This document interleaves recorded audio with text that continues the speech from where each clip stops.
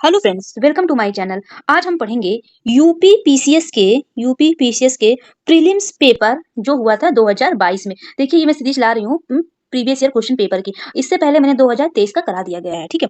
अगर आपने नहीं देखा तो उसको आप देख लीजिए, ठीक है। उसमें मैंने करंट को क्वेश्चन हटाया क्योंकि वो कोई इंपॉर्टेंट नहीं है, ठीक है। मैंने उसमें केवल वही सेगमेंट ऐड किए हैं जो हमारा स्टैटिक का पोर्शन, ठीक है। करंट वैसे भी हमारे पुराने हो जाते हैं तो उसको तो छोड़ना ही होता है, अगर आप खुद से भी सॉल्व कर लिए होते। मैंने आपको ये भी बताया। देखिए, मैं प्रीवियस ईयर क्वेश्चन पेपर क्यों करा रही हूँ, क्योंकि मैंने आपको 2023 का जो अभी मैंने सॉल्व करवाया है तो उसमें मैंने आपको बताया है कि आपके पीवाईक्यू का कितना रोल है, कितने सारे क्यू से ही आए हैं। अगर आप पीवाईक्यू को अच्छे से करके जाते हैं तो मैक्सिमम क्वेश्चन आपको 30 से 40 या 35 से 40 तक क्वेश्चन कर ले जाएंगे, ठीक। डायरेक्ट इनडायरेक्ट की मैं बात कर रही हूँ, ठीक है। तो आप ध्यान दीजिएगा पीवाईक्यू का। देखिए, मैं आपको मेरा पीवाईक्यू सॉल्व करवाने केवल एक ही उद्देश्य नहीं है, केवल पढ़ाओ, इसका आंसर बताया। जहां पे मुझे लगेगा कि इसका एक्सप्लेनेशन जरूरी है तो मैं वहां पे दूंगी, जहां पे मुझे नहीं लगेगा ये जरूरी नहीं है तो उसको मैं ऐसे बता दूंगी। और मैं आपको ये भी बताऊंगी कि एग्जामिनेशन हॉल में कौन सी टेक्निक यूज किया जाए कि जिसकी वजह से हमारे क्वेश्चन अगर हमको क्वेश्चन का आंसर अगर हमें आ भी नहीं रहा है तो वो भी हमारे सॉल्व हो जाए। जिसे आप लोग जानते ही होंगे एलिमिनेशन मेथड। और अगर आपको मिलान दिया है तो वो भी हम कैसे गेस करें कि उसमें से नहीं आता, उसमें से अगर एक भी आता है तो अपने आंसर तक हम पहुंच सकते हैं, ठीक है। भी हम बताएंगे। असम रीजन वाले कथन और अभी कथन और कारण वाले भी क्वेश्चन आते हैं तो मैं भी आपको उसमें बताऊंगी कैसे इसको सॉल्व करें कि इसका सही है या नहीं है, करण और कथन जो है इसकी व्याख्या करता है या नहीं, क्योंकि बहुत लोगों से यही गलती हो जाती है। तो मैं आपको अभी बताऊंगी, ठीक है। तो आइए देखते हैं। देखिए, जितना ज़्यादा हो सके आप लेक्चर को लाइक करिए, मेरे चैनल को सब्सक्राइब करिए और शेयर करिए ताकि उन लोगों को भी मिले जिन्हें इनकी सख्त में ज़रूरत है, ठीक है। आइए देखते हैं हम लोग। देखिए, मैं आपसे बता रही हूँ कि आपको पीवाईक्यू क्या रोल है तो आप खुद जानते हैं। अगर आप पीछे से तैयारी कर रहे हैं तो आप खुद जानते हैं। पेपर आपने लगाया भी होगा, बट कोई नहीं, कभी कभी होता है कि हम इतने अच्छे से नहीं लगाते हैं, ठीक है। तो इसमें आप देखिए, मैं आपको खुद बताऊंगी प्रूफ के साथ ही कितना पीवाईक्यू का रोल है। पीवाईक्यू का रोल है 2023 का, अपने मैंने सॉल्व करवाया है, उसमें देखा होगा पीवाईक्यू का कितना रोल है। तो एग्जाम देने से पहले इसको एक बार जरूर देख लीजिएगा। 1.5 में लगाकर भी देखेंगे तो मैंने ज़्यादा लंबा वीडियो नहीं है, 1.5 घंटे की वीडियो है।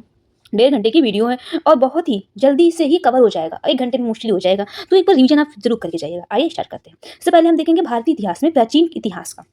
निम्नलिखित में से किस स्तूप में आर्यक स्तंभ वाले मंच की विशेषताएं मिलती है? तो वो क्या है देखिए, अमरावती स्तूप में आर्यक स्तंभ अथवा आयक स्तंभ वाले मंच की विशेषताएं देखने को मिलती है। यह आंध्र प्रदेश के पलनाडु जिले के अमरावती गांव में स्थित है। कहाँ पे है? अमरावती गांव में। तो क्या पूछ रहा है? निम्नलिखित में से किस स्तूप में आर्यक स्तंभ वाले मंच की विशेषता मिलती है? तो ये अमरावती में थोड़ा सा टफ था क्वेश्चन, ठीक। अब देखिए, निम्नलिखित में से अशोक का कौन सा शिलालेख धार्मिक संश्लेषण या समन्वय के बारे में कहता है? तो वो कौन सा है? 12वां शिलालेख। कौन सा है? 12वां शिलालेख। देखिए, शिलालेख से क्वेश्चन बनते हैं। इनके शिलालेख कितने हैं? 13 शिलालेख हैं, याद रखिएगा, 13वें शिलालेख है। इसी में 13वें शिलालेख में ही कलिंग विजय की बात की गई है और यही सबसे बड़ा ही शिलालेख है। यहाँ से 2-3 क्वेश्चन मैंने आपको बता दिया कि शिलालेख कितने हैं? 13वें हैं। कलिंग विजय का हमें कहाँ देखने को मिलता है? किस शिलालेख में देखने को मिलता है? तो वो 13वें शिलालेख में है। सबसे बड़ा कौन सा है? तो वो 13वें शिलालेख है। तो देखते हैं हम लोग। तो क्या पूछ रहा है इसमें? अशोक का कौन सा शिलालेख धार्मिक संश्लेषण के समन्वय के बारे में कहता है? वो है 12वां शिलालेख। देखिए, जो 12वां शिलालेख क्या कहता है? सभी संप्रदायों के सार तत्व में वृद्धि हो, क्योंकि सबका मूल संयम ही है। हमें सभी संप्रदायों का आदर करना चाहिए। अतः स्पष्ट है कि 12वें शिलालेख से धार्मिक संश्लेषण या समन्वय के बारे में प्रमाण मिलता है, ठीक है। कहने का मतलब ये है जो 12वें शिलालेख है वो धार्मिक संश्लेषण के बारे में, नहीं कि सभी संप्रदायों में सार तत्व का वृद्धि हो। अब आइए देखते हैं। चंद्रगुप्त सेकंड के संदर्भ निम्नलिखित में से कौन सा कथन सही है? शक विजय के संदर्भ में सबसे सबल प्रमाण इस नरेश की रजत मुद्राएं हैं। बताइए, सही है। हमने ऐसे पढ़ा था, शक विजय के संदर्भ में सबसे सबल प्रमाण इस नरेश की रजत मुद्राएं हैं। इन मुद्राओं की तौल लगभग 33 ग्रेन हुआ करती थी। ये भी इंपॉर्टेंट है, मुझे लगता है ये पीवाईक्यू मैंने प्रीवियस क्वेश्चन पेपर में आ चुका है। एक्सप्लेनेशन आप देखेंगे उसमें भी है क्वेश्चन। अब आइए देखते हैं। सिंधु घाटी सभ्यता के किस पूरा स्थल से नाव के चित्र या मॉडल प्राप्त हुए हैं? हड़प्पा या कोरदीजी से सिंधु घाटी सभ्यता से किस पूरे स्थल से नाव के चित्र या मॉडल प्राप्त हुए हैं? तो बताइए कहाँ से हुए हैं? ये मोहनजोदड़ो लोथल आप पता है, लोथल हमारा ये क्या था? बंदरगाह था, ठीक है। लोथल क्या था? पोर्ट था। तो कहाँ से? मोहनजोदड़ो एवं लोथल से। मुद्रा और तत्पर मुद्रा पर जो हमारा पैसा था उस पर नाव के चित्र हमें कहाँ मिले हैं? मोहन एवं लोथल से, 2 जगह से मिले हैं। नाव के चित्र युक्त लोथल से, मोहनजोदड़ो से एक मुद्रा पर नाव के चित्र मिले हैं, लोथल से नाव के चित्र युक्त मोहर मिले हैं। लोथल से नाव के चित्र युक्त मोहर प्राप्त हुए हैं, याद रखिएगा। अब आइए देखते हैं। देखिए, दार्शनिक है और दर्शन है, ये इंपॉर्टेंट है, मैंने पहले ही बताया है। दार्शनिक दर्शन। रामानुज कौन है? बताइए। रामानुज क्या है? आपको इनमें से कोई आ रहा है? बताइए। ये देखिए, मिलान क्वेश्चन आ गया। आपको पता है रामानुज? बताइए। रामानुज विशिष्ट होते हैं, राम विशिष्ट है ना, तो ए का 4, तो ए का 4 कहीं है, हाँ ये तो यही आंसर हो जाएगा। बी का 3 कौन हो गया, माधवाचार्य, माधवाचार्य दैत्यवत के हैं। निम्बिकाचार्य कौन है, दैत्यवाद है, दैत्य हैं। वल्लभाचार्य कौन है, शुद्ध दैत्य है। तो ये है दार्शनिक दर्शन है। मैंने भी बताया था आपको कि अगर एक आपको पता है तो आप गेस कर ले जाएंगे। रामानुज, राम कौन है, विशिष्ट है, तो विशिष्ट दैत्यवत। माधवाचार्य कौन है, माधवा दैत्य है। निम्बिकार कौन, निम्बार्क कौन है, निम्बार्क कौन है, दैत्य है। वल्लभाचार्य कौन, वल्लभ शुद्ध है, तो शुद्ध दैत्य। आप ऐसे ध्यान रखेंगे तो आप एग्जामिनेशन हॉल में भूलेंगे नहीं। निम्नलिखित युग्मों में से कौन एक सही सुमेलित नहीं है, नहीं वाला जब भी आए तो उसको अंडरलाइन कर लिया करिए। सर्ववर्मन गया ताम्रपत्र, गलत है, यही हमें पूछा है। तो सर्ववर्मन का ताम्र मुद्रा अभिलेख असीरगढ़ से प्राप्त हुआ है, ना कि गया से। कहाँ से प्राप्त हुआ है, सर्ववर्मन का कहाँ से प्राप्त हुआ है, असीरगढ़ से। ईश्वर वर्मन का जौनपुर प्रस्तक अभिलेख है। ईशान वर्मन का हराहा पाषाण अभिलेख है। जीवित गुप्ता का दैव वर्णक अभिलेख, थोड़ा टफ क्वेश्चन था, ठीक। तो जीवित गुप्ता दैव, ईशान वर्मन हराहा, ईश्वर वर्मन जौनपुर। अब आइए मध्यकालीन, देखिए उसमें 6 क्वेश्चन आए हैं, जिसमें से दो क्वेश्चन तो प्रीवाईक्यू के ही थे, ठीक है। 2 क्वेश्चन कौन से थे, 13वां अभिलेख वाला, और कौन से हम बात कर रहे हैं, 13वां अभिलेख वाला, ये एक और चंद्रगुप्त के विषय के बारे में, और ये तीन क्वेश्चन, यानी कि आप खुद देख रहे हैं 3, और ये भी धौलावीरा वाला में होता है। 4 आप देख रहे हैं पीवाईक्यू से, इसमें से 6 क्वेश्चन पूछे गए, तो 6 क्वेश्चन पूछे गए, तो 4 क्वेश्चन तो पीवाईक्यू के ही है, ठीक। अब आइए नेक्स्ट देखते हैं हम लोग, मध्यकालीन इतिहास। निम्नलिखित में से किसने चिंतामणि भट्ट द्वारा रचित संस्कृत ग्रंथ सुक सप्तती का फारसी में अनुवाद कर उसका नाम तुतिनामा रखा है, तो किसने है, ख्वाजा जियाउद्दीन नक्शबी ने। जो सुक सप्तती का फारसी में अनुवाद ख्वाजा जियाउद्दीन नक्शबी द्वारा किया गया था। नक्शबी एक फारसी चिकित्सक एवं सूफी संत थे। तो सुक सप्तती का जो फारसी में अनुवाद जो तुतिनामा है, ख्वाजा जियाउद्दीन नक्शबी द्वारा किया गया था। औरंगजेब के शासनकाल की निम्नलिखित घटनाओं पर विचार कीजिए और उसको कालक्रमानुसार व्यवस्थित कीजिए। देखिए क्रम क्या गया, देवराई की लड़ाई कब हुई थी, बनारस के पास, सूजा की पराजय कब हुई थी, सामूगढ़, धर्मत की विजय कब हुई थी, तो ये सब सही करिए आप। तो आप देख रहे हैं बनारस के पास सूजा की पराजय कब हुई थी, फरवरी 1658 में हुई थी। धर्मत में विजय 1658 में हुई थी। धर्मत की विजय 1800 अप्रैल या फरवरी में हुई थी, ये अप्रैल में हुई थी। फिर सामूगढ़ की लड़ाई 1658 में। देखिए आपको यहाँ पे ना मंथ भी इंपॉर्टेंट हो जाता है क्योंकि सब 1600 लगभग 3 हमारे तो 98 में हुई थी। देवराई की लड़ाई हुई थी 1659 में, 1659 में हुई थी। तो बनारस के पास सूजा की पराजय फरवरी 1658 में हुई थी। धर्मत में विजय 15 अप्रैल 1658 में हुई थी। सामूगढ़ की लड़ाई और 29 मई 1658 में हुई थी। देवराई की लड़ाई 1659 में हुई थी। तो हमारा ऑप्शन कौन सा हो जाएगा, ये 2, ठीक है। पहले बनारस हो गया, फिर धर्मत की हो गया, फिर सामूगढ़ की हो गया, और फिर हो गया देवराई की लड़ाई। अब आइए देखते हैं हम लोग निम्नलिखित में से सही भवन है, सही हमें सूची में करना है, भवन निर्माण करता है। अब देखिए इनमें से आपको कुछ कोई आ रहा है, आपको पता है, बताइए इनमें से कोई तो एक तो दिन आ रहा होगा। 2.5 दिन का झोपड़ा किसने बनवाया बताइए। लाल महल किसको बनाया, जमात खान मस्जिद सुल्तानगंज। तो 2.5 दिन का झोपड़ा किसने बनवाया, तो 2.5 दिन का झोपड़ा किसने बनवाया था, कुतुबुद्दीन ऐबक ने। तो डी का 2 है कहीं, डी का 2, हाँ ये है 2 जगह, तो ये हमारे तो होंगे नहीं, तो यही हमारे बचते हैं।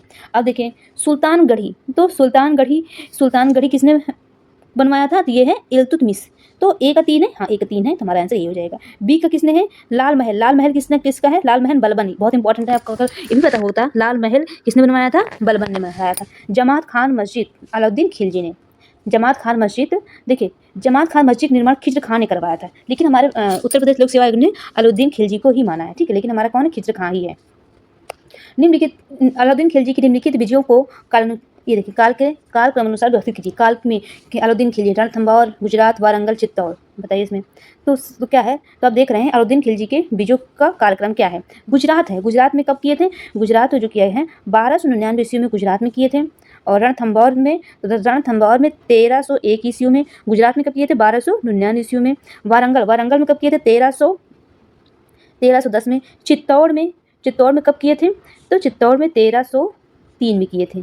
तो हमारा क्या हो जाएगा, सबसे पहले गुजरात हो जाएगा, फिर हमारा रणथंभौर हो जाएगा, फिर चित्तौड़ हो जाएगा, वारंगल। एक बार रिपीट करिए, देखते हैं। देखिए गुजरात विजय हुआ था 1299 ईस्वी में, फिर इसके बाद इन्होंने कौन सा किया था, रणथंभौर जो कि 1301 ईस्वी में, फिर चित्तौड़ 1303 ईस्वी में, और वारंगल जो हुआ था 1310 ईस्वी में, 1310 ईस्वी में, ठीक, वारंगल हुआ था। तो हमारा ऑप्शन कौन सा बनता है, डी बनता है। शेर शाह को अपनी वीरता से प्रभावित करने वाले जैता और कुंपा किस स्थान से संबंधित थे, मारवाड़ से। किस संबंधित थे, मारवाड़ से। शेर शाह को अपनी वीरता से प्रभावित करने वाले जैता और कुंपा मारवाड़ से संबंधित थे। ये मारवाड़ के शासक मालदेव के सरदार थे। शेर शाह ने मारवाड़ के युद्ध में राजपूतों के शौर्य पराक्रम से प्रभावित होकर कहा कि मात्र एक मुट्ठी बाजी चक्कर में मैंने अपना साम्राज्य खो दिया। जो शेरशाह हैं, शेरशाह को अपने भीतर प्रभावित करने वाले कौन? जैता और कुंपा, ये मारवाड़ से संबंधित हैं। ये मारवाड़ के शासक मालदेव के सरदार थे। शेरशाह ने मारवाड़ के युद्ध में राजपूतों के सौर प्रक्रम से प्रभावित होकर कहा कि मात्र एक मुट्ठीबाजी चक्कर में मैंने अपना साम्राज्य खो दिया। किसने कहा है? शेरशाह ने। याद रखें। देखिए ये वाला क्वेश्चन तुम्हारा पीवाईक्यू क्या है, ये क्रम अनुसार पहले आ चुका है क्वेश्चन में, ठीक है। निम्नलिखित घटनाओं पर विचार कीजिए और उसको कालक्रमानुसार व्यवस्थित कीजिए। देखिए पोर्टुनोवा का युद्ध, बेदारा का युद्ध, सकरखेड़ा का युद्ध, मुदिकी का युद्ध, ये कब हुआ था? तो ये सब आपको कोई सन याद होना चाहिए, ठीक है। तो आइए हम लोग देखते हैं। देखिए संकरखेड़ा का युद्ध कब हुआ था? 1724 ईस्वी में। बेदारा का युद्ध कब हुआ था? 1759 ईस्वी में। पोर्टनोवा का युद्ध 1781 ईस्वी में। मुदिकी का युद्ध हुआ था 1845 ईस्वी में। तो इसका जो हमारा आंसर क्या हो जाएगा? तो आंसर हमारा क्या हो जाएगा? ए हो जाएगा, ठीक है, ए हो जाएगा, ठीक। याद रखेगा, ये याद रखिएगा। संकरखेड़ा का युद्ध 1724 में, बेदारा का युद्ध 1759 में, पोर्टनोवा का युद्ध 1781 ईस्वी में, मुदिकी का युद्ध 1845 ईस्वी में। किस मुगल शासक ने बनारस के संस्कृत और हिंदी के महान विद्वान कबींद्र आचार्य सरस्वती को राजकीय संरक्षण प्रदान किया था? तो वो कौन है? शाहजहां। किस मुगल शासक ने बनारस के जो संस्कृत और हिंदी के महान विद्वान कबींद्र आचार्य सरस्वती को राजकीय संरक्षण दिया था? तो वो है शाहजहां है, वो है शाहजहां है। अब देखिए फिर से आ गया सूची 1, सूची 2। ये देखिए ये अधिकारी हैं और इनके कार्य कौन से हैं। अब देखिए इसमें कोई कुछ आपको आ रहा? तलार आ रहा, पटकोला आ रहा, सासाधिपति आ रहा है, बलाधिप आ रहा है, कोई इसमें आ रहा आपको? देखिए तलार मतलब होता है तलवार। तो ता से तलवार, ता से तलार मतलब आप इसको ऐसे रिलेट कर सकते हैं कि तलवार है। तो रात्रि सुरक्षा कर्मियों का अधिकारी क्या कहलाता है? तलार होता है। साहसाधिपति, साहसा मतलब जिसके अंदर साहस होगा, वही जो चोरी डकैती के मुकदमे का अधिकारी होता था। तो आपको देखिए ए का 3 कहाँ है? ए का 3 थोड़ा छोटा कर दे रहे हैं। ए का 3 ही देखिए, ए का 3 ही देखिए, हमारा आंसर ये हो जाएगा, ए का 3। बी का हमारा क्या है? बी का 4 देखिए, पटकोल यानी ग्रामीण कर वसूलने वाला अधिकारी ये है। सहसा पति ने बताया कि चोरी डकैती के मुकदमे का अधिकारी होता है। सी का 2। बलाधिप मतलब क्या होता है? चुंगी का संरक्षक, बल से उन्हें चुंगी का संरक्षक कर सकता है। अब आइए देखते हम लोग आधुनिक भारत के इतिहास। ज़्यादा क्वेश्चन बीच से नहीं पूछे गए थे, लेकिन हाँ 2-3 क्वेश्चन आप कर सकते थे, ठीक है। क्या होता है ना, कभी कभी हम सारे क्वेश्चन नहीं कर पाते, हमें 150 में से 150 क्वेश्चन नहीं करने होते, हमें 90+ ही सही करने होते हैं, ठीक है। तो आपको जैसे लगे आपको 4 ऑप्शन से नहीं आ रहा तो आपको स्किप भी करना सीखिए और ज़्यादा क्वेश्चन अटेम्प्ट मत करिए, क्योंकि नेगेटिव मार्किंग भी है। व्यक्ति और संबंधित कार्यवाद। डीके कर्वे बताइए, ये तो हमारा डीके कर्वे है।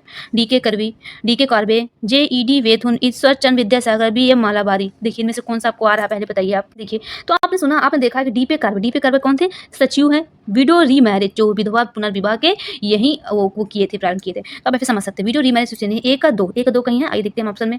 ए का 2, हाँ 2 जगह है, तो आप देख रहे हैं 2 जगह है, तो हमारा ये ऑप्शन तो हट ही सकता है। अब इसमें देखिए, आप देखिए ईश्वरचंद्र विद्यासागर, इनके बारे में हमने देखा। ईश्वरचंद्र विद्यासागर क्या है? ये कलकत्ता में संस्कृत कॉलेज के प्रचार हैं। कलकत्ता में सी का 4 कहीं है? हाँ ये है। तो हमारा सी का 4 हमारा कौन सा है? सी का 4 ये है। तो हमारा ऑप्शन क्या हो जाएगा? ये, ठीक। और देखिए बीएम मालाबारी, देखिए जे बेथुन क्या है? कलकत्ता में कन्या विद्यालय की स्थापना। और बीएम मालाबारी कौन से हैं? बाल विवाह विरुद्ध संघर्ष प्रारंभ करना इनका कार्य है, ये हो गए हैं। अब आइए देखते हैं सत्यशोधक समाज के संस्थापक कौन थे, जिनका प्रारंभिक जोर सत्य की खोज पर था। तो आपको ये भी पुराना ही प्रीवियस क्वेश्चन पेपर है। ज्योतिबा फुले हैं, 1873 ईस्वी में, याद रखिएगा।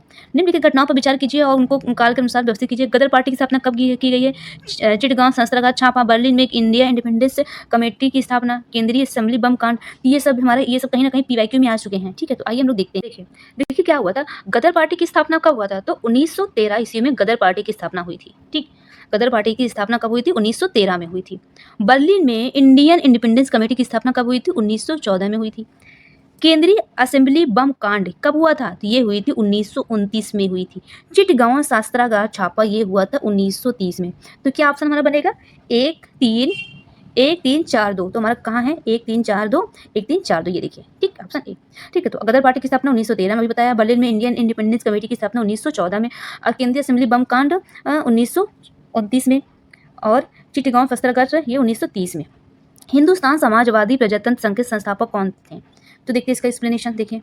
क्या पूछा है? हिंदुस्तान समाजवादी प्रजातंत्र संघ के संस्थापक कौन थे? हिंदुस्तान समाजवादी प्रजातंत्र संघ नाम से कोई भी संस्था इतिहास में नहीं थी, कोई नहीं रही है।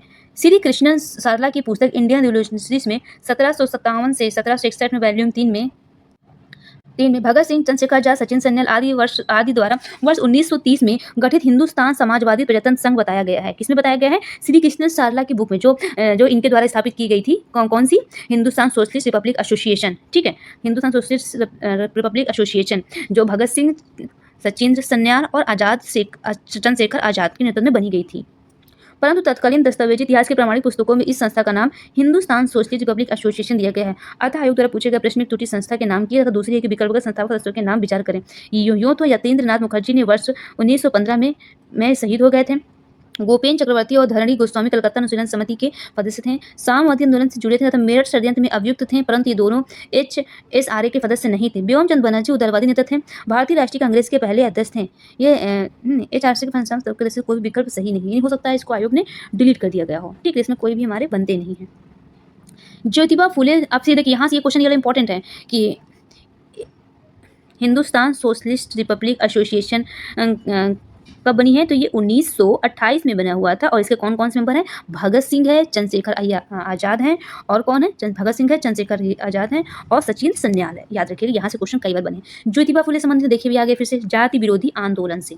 ज्योतिबा फुले इससे संबंधित है, जाति विरोधी आंदोलन से संबंधित है। महात्मा ज्योतिबा फुले महाराष्ट्र में अछूतों द्वारा वह एवं महिला शिक्षा का कार्य आरंभ करने वाले व्यक्तियों में से एक थे। दलितों और वंचित वर्गों की न्याय दिलाने के लिए इन्होंने सत्यशोधक समाज की स्थापना की थी।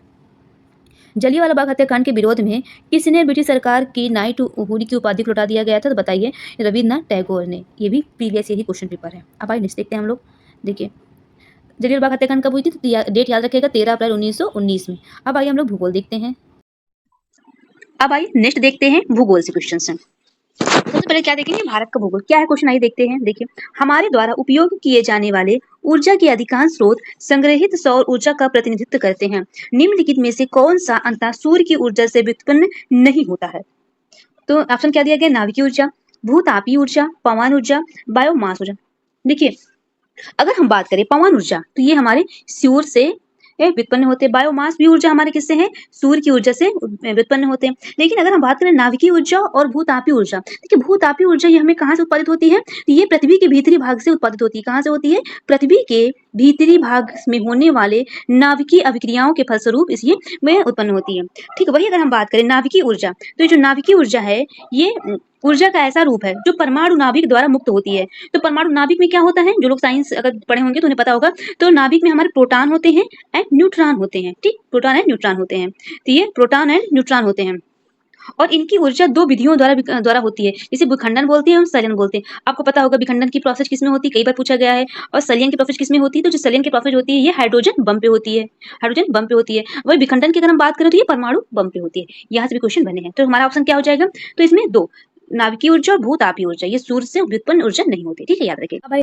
नेक्स्ट देखते हैं, निम्नलिखित में से कौन सा सही सुमेलित है? क्या पूछा है? जब भी ऐसे क्वेश्चन आ जाए, सही या सही नहीं, तो अब ऐसे राउंड अप कर लिया करिए, ठीक, आप ऐसे राउंड अप कर लीजिए क्या पूछा गया है, ठीक। तो क्या पूछा गया? सही सुमेलित है। उत्तर प्रदेश के जूट के लिए, असम गेहूं के लिए, गुजरात चाय के लिए, केरल जो कि है रबड़ के लिए। तो ऑप्शन हमारा डी हो गया, याद रखिएगा।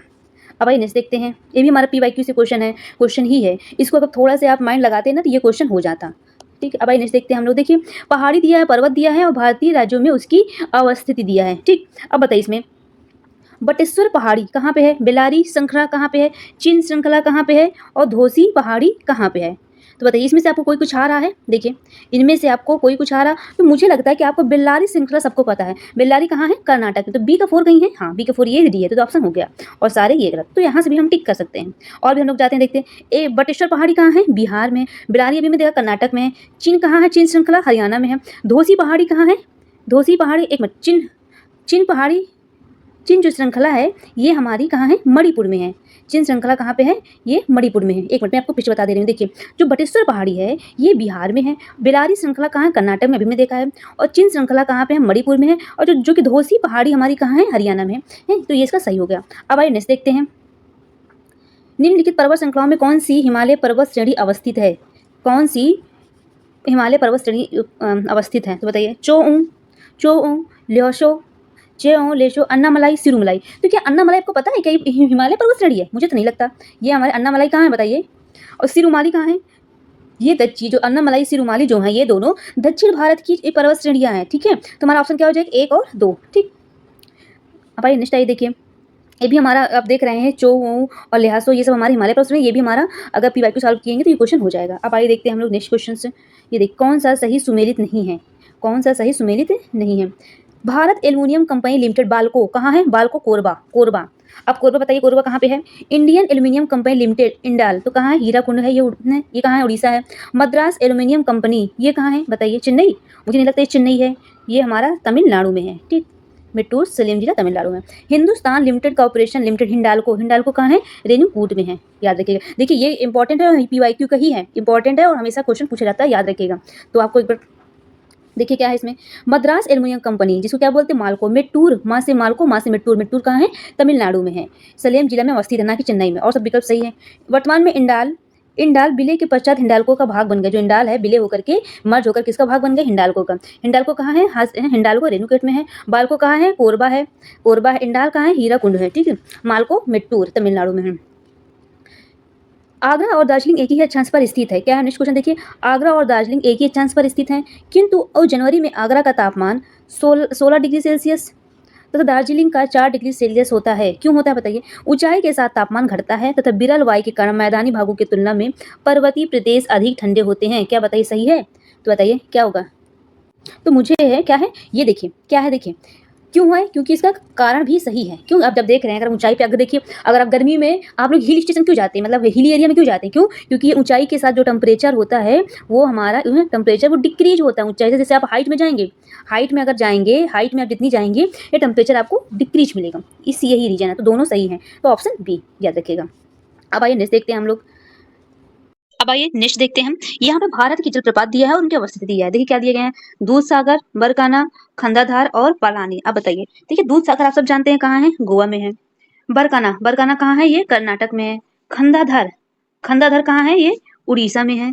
और पलानी का हिमाचल प्रदेश में। देखिए अगर आपको कोई भी ऑप्शन नहीं आ रहा तो आप सबको तो पता होगा दूध सागर कहाँ है। तो दूध सागर हमारा कहाँ है, आप देख रहे हैं दूध सागर हमारा गोवा, तो 1 और 4 है, हाँ 2 जगह है, तो ये हमारे ऑप्शन दोनों एलिमिनेट हो गए, ठीक है, दोनों में से कोई हो सकता है। अब देखिए इसमें पलानी, पलानी आपको पता है कहाँ है, पलानी हिमाचल प्रदेश में है, डी का 3, तो हमारा ऑप्शन बी हो जाएगा, ठीक। ओके, आप ऐसे आंसर, क्वेश्चन का आंसर गेस कर सकते थे। भारत में सर्वाधिक ज्वारी शक्ति उत्पादक तटीय क्षेत्र निम्नलिखित में से कौन सा, अच्छा कौन बताइए, सबसे ज्वारी शक्ति उत्पादक तो कौन सी है, ये हमारे खंबात तट पर है। कहाँ पे है, खंबात के तट, जो कि गुजरात में है। तो यहाँ पे क्या है, सर्वाधिक ज्वारी शक्ति उत्पादक तटीय क्षेत्र है, ठीक है। निम्नलिखित में से कौन सी नदी घाटी बेसिन क्षेत्रफल की दृष्टि से सबसे बड़ी पूछा है, तो बताइए, नर्मदा है, कावेरी है, तापी है कि महानदी है, क्या पूछा है। तो कौन सी नदी घाटी क्षेत्रफल की दृष्टि से सबसे बड़ी है, तो वो क्या हो जाएगी, महानदी हो जाएगी।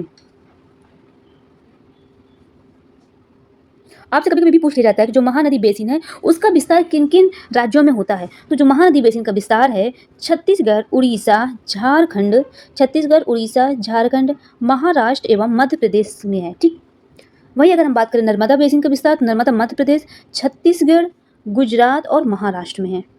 वही अगर हम बात करें कावेरी बेसिन का विस्तार है तो कर्नाटक, केरल, तमिलनाडु एंड पुडुचेरी की बात करें।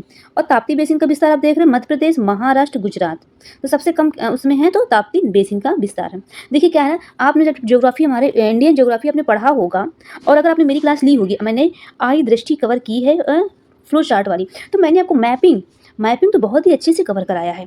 तो उसमें मैंने आपको बताया भी है, जब मैं आपको रिवर ये वाला, मैंने ये सारे रिवर को मैंने पढ़ाया भी है, और आपको ये भी बताया है कि इसका जो विस्तार है, यानी कि किन किन राज्यों से ये होकर के ये जाता है, मैंने स्टेट से होकर जाता है, ये भी मैंने आपको बताया है। तो अगर आपने नहीं देखा है तो है, और आपको ज्योग्राफी पढ़ना है तो आप उसको एक बार देख सकते हैं। मैंने बहुत ही अच्छे से उसमें कवर किया है विथ मैप को आपको दोबारा, आपने एक बार ज्योग्राफी पढ़ ली तो दोबारा कहीं आपको पढ़ने की जरूरत ही नहीं पड़ेगी, ठीक है, तो आप देख सकते हैं। अब आइए नेक्स्ट देखते हैं। देखिए जनजाति से भी क्वेश्चंस आते हैं। देखिए दो सही सुमेलित है, इसमें क्या पूछा है, कौन सी जनजाति दो सही सुमेलित है, यहाँ भी आप ध्यान दिया करिए, क्या है, दो सही सुमेलित है। आइए देखते हैं हम लोग, देखें क्या है। तो केरिया जनजाति हमारी उड़ीसा में पाई जाती है। केरिया या तो खेरिया बोलिए, क्या बोलिए, खेरिया, खेरी जनजाति कहाँ पाई जाती है, उड़ीसा में, ठीक है। इसको कुकी नहीं, कुकी हमारी कहाँ पाई जाती है, पूर्वोत्तर भारत में पाई जाती है, उत्तर प्रदेश में नहीं पाई जाती। यानदी, यानदी हमारी यानदी जो है ये राजस्थान में नहीं पाई जाती है। जो यानदी नदी है ये हमारी कहाँ पाई जाती है, आंध्र प्रदेश में। कहाँ पाई जाती है, तो ये हमारी पाई जाती है आंध्र प्रदेश में। और पलियान हमारा कहाँ पाया जाता है, तमिलनाडु में। तो 1 और 4 के 1 और 4 है, ठीक है। यानी कि अगर यहाँ पे केरिया या खेरिया, ठीक है। खेरिया, खेरिया कहाँ पाई जाती है जनजाति? उड़ीसा में। अब आइए नेक्स्ट देखते हैं हम लोग। ये देखिए यहाँ से भी क्वेश्चन आया, क्रांति उससे संबंधित आ गया। अब बताइए गोल्डन क्रांति, ग्रे क्रांति, पीली क्रांति, ब्लैक क्रांति, ये सब तो आपको पता ही होगा। ब्लैक क्रांति क्या है बताइए? ब्लैक क्रांति पेट्रोलियम, डी का 3 है। हाँ, डी का 3 है, ये देखिए डी का 3 है, तो ये ऑप्शन क्या हो गया? हट गया। अब बताइए ग्रे क्रांति क्या है? पीली क्रांति क्या है? गोल्डन क्रांति क्या है बताइए? गोल्डन क्रांति बताइए, तो गोल्डन क्रांति क्या हो जाएगा? जो गोल्डन क्रांति है उसका बागवानी एवं शहद हो जाएगा। और ग्रे क्रांति बताइए? ग्रे क्रांति तो बहुत इंपॉर्टेंट और हमेशा पूछा जाता है, तो ग्रे क्रांति उर्वरक है, ग्रे क्रांति उर्वरक है। पीली क्रांति हमारा क्या बचा? तिलहन है, तो हमारा ऑप्शन क्या हो जाएगा? शी। क्रांति से क्वेश्चंस आते हैं, एक बार आप रिवाइज जरूर कर लीजिएगा। आप देखिए निम्नलिखित, भारत विश्व का छठा सबसे बड़ा देश है बताइए? क्या भारत विश्व का छठा सबसे बड़ा देश है? नहीं, 7वां है। संसार का लगभग 2.4% क्षेत्र भारत के अंतर्गत आता है। कर्क, हाँ सही है ये तो। कर्क रेखा देश के बीच से गुजरती है, जो अक्षांशीय विस्तार को 2 बराबर भागों में बांटती है। हाँ, ये भी सही है। भारत पूरी तरह से उष्णकटिबंधीय क्षेत्र है? नहीं, तो हमारा क्या हो जाएगा? 2 या 3, 2 या 3 है। हाँ है, तो सही है। अब आइए नेक्स्ट क्वेश्चन देखते हैं। ये भी हमारा PYQ का ही था। ये देखिए हमारा क्या है? ये करंट से क्वेश्चन है। देखिए जब ये लौह उत्पादक है और ये सब जो खनिज मिनरल से डेटा है, इसको एक बार आप जरूर पढ़ लीजिएगा, ठीक। लेटेस्ट डेटा जरूर पढ़िएगा इसमें। तो लौह तो 2021-22 का डेटा देखिए। लौह अयस्क उत्पादक शीर्ष राज्य कौन कौन से? उड़ीसा, छत्तीसगढ़, कर्नाटक, झारखंड है। लेकिन इस समय जो है लेटेस्ट डाटा उसको जरूर पढ़िएगा। अब आइए देखते हैं विश्व का भूगोल। देखिए इसमें भी क्या दिया? महासागर दिया है, अधिकतम गहरा बिंदु। ये भी हमारे PYQ से ही है। प्रशांत महासागर में बताइए, आर्कटिक, हिंद और अंध को अंध या अटलांटिक महासागर बोलिए, अधिकतम गहरा बिंदु। तो इसमें आपको एक तो पता ही हो। देखिए जो आप बात कर रहे हैं प्रशांत महासागर की, प्रशांत महासागर का अधिकतम गहरा बिंदु कौन है? मेरियाना गर्त है। वही अगर हम बात करें अटलांटिक ये अंध, तो इसका क्या है? प्यूर्टो रिको गर्त है। वही अगर हम बात करें हिंद महासागर का, तो सुंडा गर्त है। वही आर्कटिक की बात करें तो आर्कटिक कौन क्या बसता है? मोलाय गर्त है, ठीक है। तो ये सब ऑप्शन सही हो, तो ऑप्शन कौन सा हो जाएगा? ऑप्शन बी, ठीक। अब आइए नेक्स्ट देखते हैं हम लोग क्वेश्चन। शनि ग्रह के वायुमंडल में निम्नलिखित में से कौन सी गैस सबसे अधिक मात्रा में पाई जाती है? तो शनि मीथेन है। ये भी हमारे क्वेश्चन आ चुके हैं। तो देखिए साथ ही अल्प मात्रा में मीथेन तो पाई जाती है, अमोनिया पाई जाती है, हाइड्रोजन, ड्यूटेराइड्स, एथेन आदि गैसों की उपस्थिति भी दर्ज कराई गई है। अब देखिए नेक्स्ट क्वेश्चन देखते हैं हम लोग। म्यांमार का पेंगू योमा क्षेत्र किस खनिज का प्रमुख उत्पादक है? किसका उत्पादक है ये? तो अगर हम बात करेंगे तो ये है खनिज तेल का उत्पादक। जो म्यांमार का पेंगू योमा क्षेत्र है वो किस खनिज का प्रमुख उत्पादक है? तो वो है खनिज तेल का। निम्नलिखित में से कौन सा नगर इराक में सुन्नी त्रिकोण का भाग नहीं है? सुन्नी त्रिकोण का भाग नहीं है तो कौन सा है? रमादी है, बगदाद है, टिकरित है, लेकिन जो बसरा है ये नहीं है। अब आइए देखिए सुन्नी त्रिकोण बगदाद के उत्तर और पश्चिम में इराक की एक घनी आबादी वाला क्षेत्र है। इस क्षेत्र में ज़्यादातर सुन्नी अरब मुसलमान रहते हैं। यह त्रिकोण बगदाद, रमादी और टिकरित के क्षेत्र को मिलाकर संदर्भित किया है। रमादी है, बगदाद है और टिकरित है, ठीक। RBT आप ऐसे ध्यान रख सकते हैं। अब आइए निश्चय देखते हैं। ये देखिए अभी कथनों के कारण आ गए हैं। भूमध्य, देखिए क्या है? भूमध्य सागरीय जलवायु के क्षेत्रों में वर्षा शीत ऋतु में होती है। गर्मियों में ये क्षेत्र शुष्क स्थलीय हवाओं के प्रभाव में रहते हैं। तो बताइए, देखिए एक बार पढ़िए। भूमध्य सागरीय जलवायु के क्षेत्रों में वर्षा शीत ऋतु में होती है। हाँ सही है। गर्मियों में ये क्षेत्र शुष्क स्थलीय हवाओं के प्रभाव में रहते हैं। तो क्या इसका कारण है? नहीं। तो गर्मियों में जो ये क्षेत्र होते हैं शुष्क स्थलीय हवाओं के प्रभाव में रहते हैं, ठीक है। तो देखिए दोनों तो सही है, लेकिन जो है हमारा रीजन उसकी व्याख्या नहीं करते हैं, ठीक। अब आइए देखते हैं हम लोगों ने। देखिए एक बार इसको डिटेल में पढ़ दे रही हूँ, देखिए क्योंकि यहाँ से क्वेश्चन बनते हैं। देखिए जो भूमध्य सागरीय जलवायु का जो विकास है, दोनों गोलार्धों में समानता 30 डिग्री से 45 अक्षांशों के मध्य महाद्वीप के पश्चिमी भागों में होता है। भूमध्य सागरीय जलवायु की प्रमुख विशेषता है कि यहाँ शीतकाल में वर्षा होती है, जबकि ग्रीष्मकाल प्रायः शुष्क रहता है। जब देख रहे हैं भूमध्य सागर जो है जलवायु की प्रमुख विशेषता क्या है कि जो ठंडियों में शीतकाल में वर्षा होती है और जो कि गर्मियों में शुष्क रहता है। सूर्य के उत्तरायण एवं दक्षिणायन के कारण वायुदाब एवं पवन पेटियों के खिसकाव के कारण भूमध्य सागरीय जलवायु का विकास होता है। ग्रीष्मकाल उत्तरी गोलार्ध में सूर्य जब कर्क रेखा पर होता है तो वायु दाब एवं पवन पेटियों का खिसकाव उत्तरी ध्रुव की ओर हो जाता है तथा इन प्रदेशों में प्रति चक्रवाती दशाएं तथा स्थल की ओर आने वाले शुष्क व्यापारिक पवनों का विस्तार हो जाता है। शीतकाल उत्तरी गोलार्ध में जब सूर्य मकर रेखा पर होता है तो इन अक्षांशों पर पुनः सागर तथा महासागर के ऊपर से आने वाली पौवा हवाओं का विस्तार हो जाता है। ये पौवा हवाएं शीतोष्ण चक्रवातों से संबंध होने के कारण वर्षा करती है। तो वर्षा इसलिए करती है, ठीक। अब आइए नेक्स्ट देखते हैं हम लोग। विश्व में चीनी तांबे का प्रमुख उत्पादक है। विश्व में चिली तांबे का प्रमुख उत्पादक है। उत्तरी चिली का एंडीज क्षेत्र पोर्फिरी तांबा के विशालतम क्षेत्र से संपन्न हुआ है। बताइए इसका क्या हो जाएगा। देखिए विश्व में जो चिली है तांबे का प्रमुख उत्पादक है। ये एक बार क्वेश्चन आ गया था आर में, ठीक, कि चिली किस लिए जाना जाता है, ऐसे क्वेश्चन बना है। उत्तरी चिली का एंडीज क्षेत्र पोर्फिरी तांबे के विशालतम क्षेत्र से संपन्न है। हाँ बिल्कुल सही है। तो क्या उत्तरी जो चिली का जो एंडीज क्षेत्र है, ये जहाँ से मान लीजिए हमारा क्या है, ये अमेरिका है। कौन सा है, ये हमारा अमेरिका है, दक्षिण अमेरिका है। आप देख रहे हैं यहाँ पे हमारा एंडीज माउंटेन है, तो इस साइड हमारा चिली है। तो कह रहे हैं उत्तरी चिली का एंडीज क्षेत्र पोर्फिरी तांबा के विशालतम क्षेत्र से संपन्न है। अब आइए नेक्स्ट देखते हैं हम लोग। तो क्या है, दोनों हमारा ऑप्शन आंसर क्या हो जाएगा, बी हो जाएगा, दोनों सही हैं। नेक्स्ट देखते हैं हम लोग। काराकुम, देखिए काराकुम मरुस्थल निम्नलिखित में से किस देश में स्थित है। तो काराकुम जो मरुस्थल है ये है कजाकिस्तान में है और तुर्कमेनिस्तान में है। तो आइए देखते हैं। देखिए काराकुम मरुस्थल का बड़ा भाग मध्य एशिया के तुर्कमेनिस्तान में विस्तारित है। यह तुर्कमेनिस्तान के 70% से अधिक भूभाग पर आच्छादित है। इस मरुस्थल को नवीनतम विस्तार कजाकिस्तान के अरल सागर के क्षेत्र में हुआ है, जिसे वहां अरल काराकुम के नाम से जाना जाता है। क्योंकि विकल्पों में दोनों देश है, तो यह प्रश्न जो है मूल्यांकन से बाहर कर दिए जाने के योग्य है। उल्लेखनीय है काराकुम का शाब्दिक अर्थ है काला रेत, ठीक है। तो अगर हम पूछे काराकुम मरुस्थल का जो सबसे बड़ा भाग है मध्य एशिया में तुर्कमेनिस्तान में विस्तारित है। लेकिन अगर हम देखेंगे नवीनतम विस्तार हमारा कजाकिस्तान के अरल सागर के क्षेत्र में भी इसका हुआ है। दक्षिण पूर्व एशिया में स्थित बोर्नियो द्वीप के संदर्भ में निम्नलिखित में से कौन सा कथन सही है। बोर्नियो द्वीप के बारे में कह रहा है, यह 3 देशों में विभाजित है बोर्नियो। इनकी उत्पत्ति ज्वालामुखी निपेश के द्वारा हुई है। बताइए इनकी जो उत्पत्ति है ज्वालामुखी निपेश के द्वारा हुई है। ये सही है, दोनों हमारे सही हैं। देखिए जो हमारे तीन देश बोर्नियो कौन से हैं देखते हैं हम। देखो दक्षिण पूर्व एशिया को बोर्नियो द्वीप 3 देश कौन हो गए, इंडोनेशिया हो गया, मलेशिया हो गया और ब्रुनाई हो गया। कौन कौन से हो गए हैं, इंडोनेशिया हो गया, मलेशिया हो गया और ब्रुनाई में विभाजित है। इन द्वीप का निर्माण ज्वालामुखी निपेश के द्वारा हुआ है, अतः दोनों कथन सही हैं। ठीक, अभी हमने देखा है, तो इसका आंसर क्या हो जाएगा, ए। अब आइए नेक्स्ट देखते हैं हम लोग।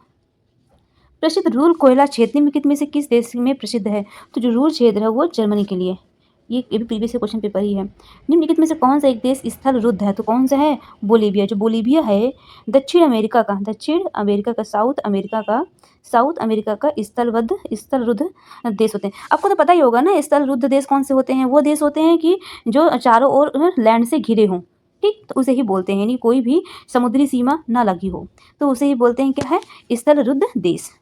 याद रखिएगा। तो कौन से हो गया, बोलीविया हो गया। देखिए ये भी हमारा प्रीवियस क्वेश्चन पेपर से ही आया। ओसाका किसके लिए फेमस है, Osaka, Detroit, Cuba, San Pittsburgh. तो आप देख रहे हैं ओसाका हमारे किसके लिए फेमस है, सूती वस्त्र के लिए। ठीक है, तो एक 3 है, हाँ ये हो जाएगा।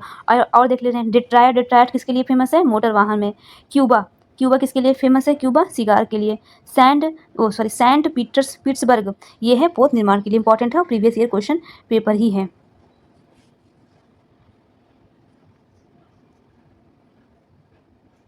अब देखिए पर्यावरण के बारे में हम लोग देखते हैं।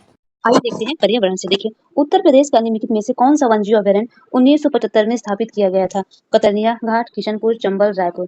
तो हमारा देखिए जो कतरनिया घाट है ये 1976 में किया गया था। ठीक है, अगर ऑप्शन नहीं है तो हम यहीं तक जाएंगे। ठीक, कतरनिया है, वैसे शायद इसको मूल्यांकन से बाहर कर दिया गया हो। ठीक, अब आइए देखते हैं चंबल देख लीजिए। देखिए चंबल कब है, तो 1979 में चंबल है। किशनपुर है 1972 में, कतरनिया घाट 1976 में है। ठीक, याद रखिएगा। अब आइए देखते हैं हम लोग। भारत सरकार द्वारा पर्यावरण का परीक्षण अधिनियम कब पारित किया गया, प्रीवियस ईयर है 1986 में। डाइक्लोरो डाइफिनाइल ट्राइक्लोरोएथेन एक है, क्या है बताइए। तो जैव अवघटनीय प्रदूषक क्या है, नॉन बायोडिग्रेडेबल है, क्या है, जो डीडीटी है। कभी कभी इसका फुल फॉर्म भी पूछ लेता है, इसलिए याद रखिएगा इसका फुल फॉर्म क्या है बताइए। डाइक्लोरो डाइफिनाइल ट्राइक्लोरोएथेन, ये क्या है, अजैव अवघटनीय प्रदूषक, जिसे बोलते हैं नॉन बायोडिग्रेडेबल। ये वह होते हैं जो सूक्ष्म जीवों द्वारा अवघटन यानी कि डीकम्पोज नहीं होते हैं, यानी अवघटित नहीं होते हैं। ठीक, इसे ही बोलते हैं नॉन बायोडिग्रेडेबल। ठीक, केबिल लाओ जाओ राष्ट्रीय उद्यान में से किस झील में स्थित है, तो वो है लोकटक मणिपुर में। ABPYQ का ही क्वेश्चन है, ध्यान में रखिएगा। निम्नलिखित में से कौन सा बायोमास ऊर्जा का स्रोत नहीं है। तो ऊर्जा का कौन सा स्रोत नहीं है बताइए, परमाणु ऊर्जा है, परमाणु ऊर्जा तो नहीं है मुझे लगता है। लकड़ी है और कोयला है, गोबर, इस सबसे बायोमास बनाए जाते हैं। अब आइए देखते हैं, थोड़ा सा कॉमन सेंस भी आप लगाएंगे ना तो क्वेश्चंस हो जाएंगे। निम्नलिखित में से कौन सी हरित गृह गैस नहीं है? कौन सी नहीं है? क्लोरोफ्लोरोकार्बन है, हाँ। कार्बन डाइऑक्साइड है, मीथेन है, लेकिन अगर आर्गन की बात करें तो आर्गन हमारा नहीं, हरित गैस नहीं है। अब आइए नेक्स्ट देखते हैं हम लोग। वर्ष 1985 में गंगा एक्शन प्लान परियोजना प्रारंभ करने का मुख्य उद्देश्य था। क्या था उद्देश्य? नदी के जल को केवल सिंचाई के लिए प्रयोग में लाना? नहीं। नदी गंगा नदी पर केवल नए बंध बनाना? नहीं। और नेक्स्ट देखते हैं हम लोग क्या है, इसको जल को केवल प्रदूषण रहित करना, हाँ यही है। तो गंगा एक्शन प्लान की शुरुआत कब हुई थी? तो 1985 में हुई थी। अब आइए नेक्स्ट देखते हैं हम लोग। प्रकाश रासायनिक धुंध में सदैव होता है, क्या होता है? तो प्रकाश रासायनिक धुंध में सदैव होता है ओजोन। क्या होता है? सदैव होता है ओजोन। प्रकाश रासायनिक धूम्र जो है, धूम्र फोटोकेमिकल स्मोक एवं फॉग से मिलने से बना है। जो धूम है, स्मोक है, किस में बनता है? स्मोक जो बनता है स्मोक एवं फॉग से मिलकर बना है। प्रकाश रासायनिक धूम्र में यह शामिल प्रदूषण निम्नलिखित क्या होते हैं? नाइट्रोजन ऑक्साइड, ओजोन पैन, ये सब किसके हैं? ओजोन के प्रदूषक पदार्थ, तो ध्यान में रखिएगा। अब आइए नेक्स्ट देखते हैं। ये देखिए APPYQ क्या है? निम्नलिखित में से कौन सा ब्रश पर्यावरण के लिए खतरा है? तो वो है यूकेलिप्टस। क्यों खतरा है? क्योंकि क्या है, ऐसा माना जाता है कि अगर यहाँ का पेड़ लगा दो तो आसपास का जो एरिया रहता है ना, वहाँ का भी पानी ये खींच लेता है अपने जड़ों में, तो जो आसपास का एरिया होता है वो सूखा हो जाता है, इसलिए क्या बोलते हैं, ये पर्यावरण के लिए खतरा है। इसको यूकेलिप्टस की बात कर रहे हैं हम लोग। किस देश में प्राकृतिक आर्सेनिक प्रदूषित जल उत्पन्न होता है? किस देश में प्राकृतिक आर्सेनिक प्रदूषित जल मिलता है? तो वहाँ पे है, कहाँ पे है? बांग्लादेश में है। अब नेक्स्ट देखते हैं हम लोग। अब आइए नेक्स्ट देखते हैं, पृथ्वी का वायुमंडल निम्नलिखित में से मुख्यतः किसके द्वारा तप्त होता है? तो ये तप्त किसके द्वारा होता है? दीर्घ तरंग स्थली विकिरण के द्वारा तप्त होता है। ये देखिए, पृथ्वी का वायुमंडल मुख्यतः दीर्घ तरंग स्थलीय विकिरण द्वारा तप्त होता है, लॉन्ग वेव टेरेस्ट्रियल रेडिएशन द्वारा तप्त होता है। अब आइए देखते हैं नेक्स्ट, भारत में सौर ऊर्जा, तो पहला हवाई अड्डा का कौन सा है? कहाँ पे है? कोचीन पे है। केरल स्थित कोचीन अंतर्राष्ट्रीय हवाई अड्डा जो है भारत का ही नहीं बल्कि विश्व का भी प्रथम सौर ऊर्जा संचालित हवाई अड्डा है। यह उपलब्धि 2015 में है, तो याद रखिएगा, केवल भारत का ही नहीं वर्ल्ड का भी रिकॉर्ड इसने तोड़ रखा। किसने? केरल में। लेकिन जो चीज़ नहीं होती है ना वो केरल में ही होती है, तो आप ऐसे कुछ गेस कर भी सकते हैं। ये देखिए जी, हमारे फॉरेस्ट रिपोर्ट आ गई है। इसमें क्या पूछा है? किस राज्य ने पिछले 2 वर्षों में वन क्षेत्र में अधिकतम वृद्धि की है? देखिए, ये क्या है, जो रिपोर्ट है ये फॉरेस्ट रिपोर्ट 2021 का, ये पुराना हो गया है। अब जो आप क्या पढ़ेंगे 2023 का ही पढ़िएगा, अगर क्वेश्चन बनेगा तो यहीं से क्वेश्चन बनेगा, ठीक है? तो मैं इसको नहीं बता रही हूँ। अब आइए देखते हैं नेक्स्ट, हम लिम्नेटिक क्षेत्र में पादप प्लवक अधिकता में वृद्धि करते हैं। रीजन देखिए इसका क्या है? लिम्नेटिक क्षेत्र पानी का खुला क्षेत्र होता है। क्या बताइए, ये दोनों सही है या गलत है? देखिए, जो लिम्नेटिक क्षेत्र में क्या होते हैं, पादप प्लवक अधिकता में वृद्धि करते हैं। क्यों वृद्धि करते हैं? जो लिम्नेटिक क्षेत्र का जो पानी होता है, यहाँ पे ओपन क्षेत्र होता है, इसलिए वृद्धि करते हैं। तो हम क्या करें, देखिए दोनों सही हैं। जो लिम्नेटिक क्षेत्र में पादप प्लवक अधिकता में वृद्धि करते हैं, क्यों? क्योंकि जो इसका क्षेत्र होता है ओपन होता है, ठीक? तो इसकी सही व्याख्या करता है। ऐसे ही हम लोग इसका कारण यानी कि हम देखते हैं कि करता ही नहीं करता, क्योंकि ऐसे लगाकर, ठीक। अब आइए नेक्स्ट देखते हैं हम लोग, देखते हैं, आइए हम लोग देखते हैं। देखिए, पादप प्लवक सूक्ष्म जीव हैं जो जलीय वातावरण में पाए जाते हैं। पादप प्लवक की वृद्धि कार्बन डाइऑक्साइड, सूर्य के प्रकाश एवं पोषक तत्व की उपलब्धता पर निर्भर करती है। लिम्नेटिक क्षेत्र में पादप प्लवक अधिकता में वृद्धि करते हैं क्योंकि यह जल का खुला क्षेत्र होता है। ओजोन दिवस किस तिथि को मनाया जाता है? इंपॉर्टेंट है, कई बार पूछा गया है, अभी PYQ का ही है, तो 16 सितंबर को, ठीक है? इस बार का कई थीम आप जरूर पढ़ लीजिएगा। अब आइए नेक्स्ट हम लोग देखते हैं।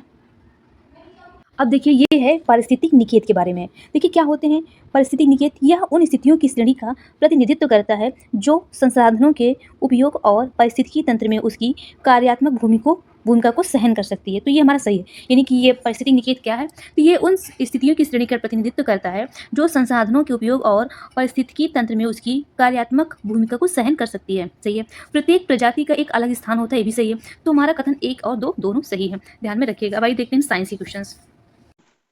अब हम देखेंगे विज्ञान। तो विज्ञान में सबसे पहले हम देखेंगे भौतिक विज्ञान का। ये इसका क्षेत्र दिया है और ये इसका कितना सौर स्तर दिया है। देखिए, आवासीय क्षेत्र का, शांत क्षेत्र कितना होना चाहिए, औद्योगिक क्षेत्र कितना होना चाहिए, व्यापारिक क्षेत्र का कितना होना चाहिए, ये सब इसमें पूछा हुआ है, ठीक है? तो आप बताइए। देखिए, आपको अगर नहीं पता तो आप इसमें से देख रहे हैं, शांत क्षेत्र का तो सबसे कम होना चाहिए, तो हमारा बी का 1। तो आप देख रहे हैं, देखिए बी का 1 कहीं दिया है, हाँ हमारा दिया है। देखिए यहाँ से 2 ऑप्शन तो एलिमिनेट हो जाते हैं, ये नहीं होगा। अब देख रहे हैं आवासीय क्षेत्र का कितना होना चाहिए, 55 डेसिबल होना चाहिए। वहीं आप बात करते हैं व्यापारिक क्षेत्र और औद्योगिक क्षेत्र का। तो अगर हम बात करें औद्योगिक क्षेत्र का, मतलब इंडस्ट्रियल एरिया का, तो इसका कितना होना चाहिए, 70 डेसिबल। और व्यापारिक क्षेत्र का कितना होना चाहिए, 65 डेसिबल। तो ठीक, कौन सा ऑप्शन हो गया, डी। यार यहाँ से क्वेश्चन आते हैं।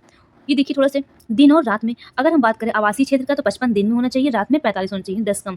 शांत क्षेत्र की बात करें तो 50 दिन में होना चाहिए, 40 रात में होना चाहिए। औद्योगिक क्षेत्र में 75 दिन में होना चाहिए, रात में 70 होना चाहिए। व्यापारिक क्षेत्र की बात करें तो व्यापारिक क्षेत्र की बात करें तो वो 65 होना चाहिए और ये 55 होना चाहिए रात में। अब आइए देखते हैं ऊष्मागतिकी थर्मोडायनेमिकली रूप से कार्बन का सबसे स्थिर रूप कौन सा है? फ्लोरीन है, हीरा है, कोयला है, तो ग्रेफाइट है। कौन सा है? ग्रेफाइट है। मोस्ट स्टेबल फॉर्म कौन सा है? ग्रेफाइट ही है। ग्रेफाइट वही जो पेंसिल की नोक में लगा रहता है, ठीक, वही ग्रेफाइट ही होता है। अब आते हैं हम लोग देखते हैं इनमें से कौन सा एक सही सुमेलित नहीं है। जब भी ऐसे क्वेश्चन आए तो इसमें नहीं है तो इसको राउंड अप कर लिया करिए। देखिए लेंस की क्षमता हम किसमें कि इसकी मात्रा क्या है? डायोप्टर है, सही है। दबाव या दाब का क्या है? पास्कल, ये भी सही है। रेडियो एक्टिव पदार्थ की सक्रियता क्यूरी है? नहीं, क्यूरी तो नहीं है, ठीक है। ऊष्मा का जूल है, तो ये भी सही है। तो रेडियो एक्टिव का क्या है? इसकी क्या है? बेकुलर है। क्या है? बेकुलर है, ठीक है, याद रखिएगा। अब आइए देखते हैं निम्नलिखित, ये भी हमारा पीवाईक्यू का ही था। निम्नलिखित प्रकार के ऊर्जा इंजनों में से कार्बोरेटर का प्रयोग किसमें किया जाता है? तो कार्बोरेटर में का प्रयोग किसमें किया जाता है? पेट्रोल इंजन में। कार्बोरेटर आंतरिक दहन इंजन में प्रयुक्त होने वाला एक उपकरण है। इसका कार्य ईंधन के उचित दहन के लिए वायु को ईंधन के साथ मिश्रित करता है। कार्बोरेटर केवल पेट्रोल इंजन में प्रयुक्त होता है। किसमें होता है कार्बोरेटर? केवल पेट्रोल इंजन में। अब आइए हम लोग देखते हैं रसायन विज्ञान में। क्या है नेक्स्ट क्वेश्चन? नीचे दिए गए यौगिकों में से कौन सा एक प्राकृतिक गैस का मुख्य अवयव है? तो कौन सा है? हेक्सेन है, मीथेन है, ब्यूटेन है, बेंजीन है। तो प्राकृतिक गैस में एक महत्वपूर्ण जीवाश्म ईंधन आप जानते हैं, इसमें मुख्य रूप से मीथेन होता है। आप देख रहे हैं मीथेन है और अल्प मात्रा में एथेन, प्रोपेन आदि गैसें होती हैं। तो प्राकृतिक गैस जब भी हमारा आए तब क्या लगाएंगे? मीथेन लगाएंगे। संपीड़ित प्राकृतिक गैस जिसको बोलती है सीएनजी, मुख्यतः किससे बनी होती है? तो ये भी इसमें मीथेन की मात्रा 80 to 90% होती है। तब क्या लगाएंगे? मीथेन लगाएंगे। ये भी हमारा पीवाईक्यू ही था। नेक्स्ट देखिए क्वेश्चन क्या है इसमें? अभिकथन और कारण का है। एक गिलास पानी में नमक का घोल समरस होता है, पूरे हिस्से में विभिन्न संगठन वाला घोल समरस होता है। तो हमारा क्या हो जाएगा? तो हमारा तो पहला तो सही है। देखिए ऐसे मिश्रण जिनके अवयवों के अंतर को देखा नहीं जा सकता है समांगी मिश्रण कहलाते हैं। नमक एवं पानी का जो घोल एक समांगी मिश्रण है। तो ये कथन तुम्हारा सही है। और जो हमारा सेकंड वाला क्या कह रहा है? देखिए नीचे वाला क्या कह रहा है? पूरे हिस्से में विभिन्न संगठन वाला घोल समरस होता है, जो कि ये क्या है? हमारा रॉन्ग है। क्या है हमारा? रॉन्ग है। आइए सल्फर ड्रग निम्नलिखित में से किस प्रकार की औषधि है? ये भी कई बार पूछा गया है। तो प्रति जीवाणुक है। सल्फर ड्रग है जिसे सल्फानिलमाइड भी कहते हैं। तो ये प्रति जीवाणुक है, एंटीबैक्टीरियल है। अब आइए देखते हैं निम्नलिखित में से कौन सा पदार्थ जैव निम्नीकरणीय है? तो जैव निम्नीकरण कौन सा है? ऊन है। तो जैव निम्नीकरण क्या होता है? जैव निम्नीकरण वेस्ट क्रियाकलापों द्वारा जनित वह कचरा है जो जैविक तरीकों से हमारी प्रकृति में घुलकर नष्ट हो जाते हैं। यह पर्यावरण को बिल्कुल भी नुकसान नहीं पहुंचाता है। तो उसे ऊन क्या है? जैव निम्नीकरण पदार्थ है। यानी कि आप ऐसे समझिए, देखिए प्लास्टिक के कप तो पर्यावरण के नुकसान करेंगे, कांच की बोतल भी ये जल्दी से गलेगा नहीं, एल्युमिनियम फाइल जो होती है ये भी हमारे एनवायरनमेंट को हार्मफुल करेंगे। तो जैव निम्नीकरण मतलब क्या होता है? तो जो एनवायरनमेंट को नुकसान ना पहुंचाए, तो वो कौन सा होगा? ऊन क्या हो जाएगा? बायोडिग्रेड हो जाएगा। जीव विज्ञान और देखते हैं हम लोग। अब आइए देखते हैं हम लोग जीव विज्ञान के बारे में। देखिए इसमें पादप रोग दिया है और इसका कारक दिया है। तो पक्तो खट्टे नाशक रोग का क्या हो जाएगा? तो जो खट्टे नाशक रोग किसके थ्रू होता है? जीवाणु के द्वारा होते हैं। तो ए का थ्री एक बार देख रहे हैं। तो ए का थ्री हमें एक ही मिलता है, डी ऑप्शन। तो ये हमारा सहयोगी हो जाएगा। आइए और भी हम देखते हैं। गन्ने का लाल सड़न रोग किसके थ्रू होता है? तो वो कवक के थ्रू होता है। आलू का कृष्णकांत रोग होता है, ऑक्सीजन की कमी कारण होता है। गेहूं का साहू रोग होता है, कीट के द्वारा होता है। ठीक है, याद रखिएगा, ये यहाँ से क्वेश्चन बनते हैं। अब आइए देखते हैं निम्नलिखित में से कौन सा स्तनधारी अंडे देता है? तो अंडे कौन सा देते हैं? वो एक ही डना जो है, ये स्तनधारी होते हैं जो अंडे देते हैं। कौन है स्तनधारी? तो एक ही डना है और प्लेटिपस ऐसे स्तनधारी हैं जो अंडे देते हैं। ठीक, वरना स्तनधारी बच्चे देते हैं, याद रखिए। कंगारू है, बच्चा देता है। बैसिलस होमोफिलस इन्फ्लुएंजा किसका कारक है? तो बैसिलस है हेमोफिलस इन्फ्लुएंजा किसका कारक है? छोटे बच्चों में मेनिंजाइटिस क्या है? मस्तिष्क ज्वर के एक स्वरूप का और निमोनिया का। तो दोनों हमारे सही हैं। Bacillus homophilus influenza. अब और देखते हैं हम, सौर ऊर्जा को विद्युत ऊर्जा में किसके द्वारा परिवर्तित किया जाता है? तो किसके द्वारा परिवर्तित किया जाता है? देखिए ऐसे क्वेश्चन बनते ही हैं। तो सौर ऊर्जा को विद्युत ऊर्जा में किसके द्वारा परिवर्तित किया जाता है? सौर को तो फोटो वोल्टाइक कोशिकाओं द्वारा। किसके द्वारा किया जाता है? फोटो वोल्टाइक कोशिकाओं द्वारा सौर ऊर्जा को विद्युत ऊर्जा में चेंज किया जाता है। ठीक, फोटो वोल्टाइक या सौर सेल जो सौर ऊर्जा को सीधे विद्युत ऊर्जा में परिवर्तित कर देते हैं। अब आइए देखते हैं, डेंगू बुखार निम्नलिखित में से किस मच्छर के काटने से होता है? तो एडीज इजिप्टी से होता है। पूरा याद रखिएगा, ये भी पीवाईक्यू का ही है। अब देखिए डेंगू किसके द्वारा होता है? विषाणु यानी वायरस के द्वारा होता है। निम्नलिखित में से कौन सा एक सही सुमेलित नहीं है? स्पार्टम संश्लेषित मधुरक, रेयान रूपांतरित स्टार्च, और देखते हैं हम लोग नियोप्रीन जो है विशिष्ट रबड़, ऑक्सीटोसिन हार्मोन। हाँ देखिए, ऑक्सीटोसिन तो हमारा हार्मोन है, ठीक है। नियोप्रीन भी हमारा विशिष्ट रबड़ है। और हम देखते हैं नियोप्रीन भी हमारा क्या है? लेकिन रेयान जो है ये रूपांतरित स्टार्च नहीं है। रेयान जो है रूपांतरित स्टार्च नहीं है। संश्लेष स्पार्टम तो है, ये हमारा नहीं है, तो यही हमारा गलत है, मतलब गलत पूछा है तो यही हमारा सही हो जाएगा। ठीक, याद रखिएगा। अब आइए हम लोग नेक्स्ट देखते हैं। देखिए रेयान जो है अर्ध सिंथेटिक है, फाइबर है, ना कि रूपांतरित स्टार्च। क्या है ये? अर्ध सेमी सिंथेटिक फाइबर है, रेयान, रेयान का है कपड़ा, ठीक है, सिंथेटिक कपड़ा है। अब आइए पॉलिटी में, यानी राज व्यवस्था में, देखिए राज दिया है और विधानसभा की सदस्य संख्या दिया है। देखिए ये उसमें इंपॉर्टेंट हमारा हो जाता है, जब कहीं चुनाव होता है ना तो लेटेस्ट जरूर आप पढ़ के जाइएगा। तो गोवा में विधानसभा की सदस्य संख्या कितनी है? देखिए तो गोवा में कितनी है? 40 है। उत्तराखंड की अगर हम बात करें तो कितनी है? 70 है। मणिपुर में क्या 62 है? नहीं, मणिपुर में 62 नहीं है। उत्तर प्रदेश में कितनी है? 403 है। तो ये भी सही, ये भी सही, ये भी सही है। तो इसमें क्या पूछा? सही सुमेलित नहीं है, तुम्हारा ऑप्शन क्या हो जाएगा? मणिपुर। मणिपुर में कितनी है? 60 है, 62 नहीं, मणिपुर में कितनी है? 60 है, याद रखिएगा। अब आइए नेक्स्ट देखते हैं। निम्नलिखित राजनीतिक दलों पर विचार कीजिए और उन्हें उनकी स्थापना के काल क्रमानुसार व्यवस्थित कीजिए। Bahujan Samaj party, Samajwadi party, Telugu Desam party, all India Trinamool Congress. तो देखिए, तो आइए देखिए थोड़ा सा। देखिए बहुजन समाज पार्टी जो है ये कब आया था? 1984 में आया था। कब आया था? 1984 में आया था। अगर हम बात करें समाजवादी पार्टी की तो ये आया था 1992। कब इसकी स्थापना हुई थी? 1992। अगर हम बात करें तेलुगु देशम पार्टी की तो ये कब आया था? 1982 में आया था। ऑल इंडिया तृणमूल कांग्रेस ये कब आया था? 1998। तो हमारा क्या हो जाएगा स्थापना की? देखिए ऑल इंडिया तृणमूल कांग्रेस जो है ये सबसे लास्ट में बना था 1998 में, ठीक। और तेलुगु देशम 1982 में, समाजवादी 92 में, बहुजन समाज पार्टी 94 में। तो हमारा क्या हो जाएगा? 3, 1, 2, 4, ऑप्शन सी। अब आइए देखते हैं, भारत के नियंत्रक महालेखा परीक्षक की ऑडिट रिपोर्ट का परीक्षण कौन करता है? तो कौन करते हैं परीक्षक? तो लोक उपक्रम समिति करते हैं और लोक लेखा समिति करते हैं। देखिए भारतीय संसद की लोक लेखा समिति भारत सरकार के भी नियोग लेख तथा वित्त लेखाओं की जांच करती है तथा उस पर भारत के नियंत्रक महालेखा परीक्षक की ऑडिट रिपोर्ट को आधार मानकर लोक व्ययों का के प्रति परीक्षण करती है। इसके अतिरिक्त अगर हम देख रहे हैं, संसद की लोक उपक्रम समिति सार्वजनिक क्षेत्र के उद्यमों में के संदर्भ में नियंत्रक महालेखा परीक्षक की ऑडिट रिपोर्ट का भी परीक्षण करती है। याद रखिएगा ये है। तो लोक लेखा समिति में, यहाँ से भी क्वेश्चन आप देखिए दूसरा बन सकता है, लोक लेखा समिति में कुल कितने सदस्य होते हैं? 22 सदस्य होते हैं, जिनमें 15 लोकसभा के सदस्य होते हैं और 7 राज्यसभा के सदस्य होते हैं। याद रखिएगा, यहाँ से भी क्वेश्चन बनते हैं, लोक लेखा समिति में कुल कितने सदस्य होते हैं? तो 22 सदस्य होते हैं। 73वां संविधान संशोधन भारत के स्थानीय शासन के इतिहास में एक आधार स्तंभ के रूप में माना जाता है।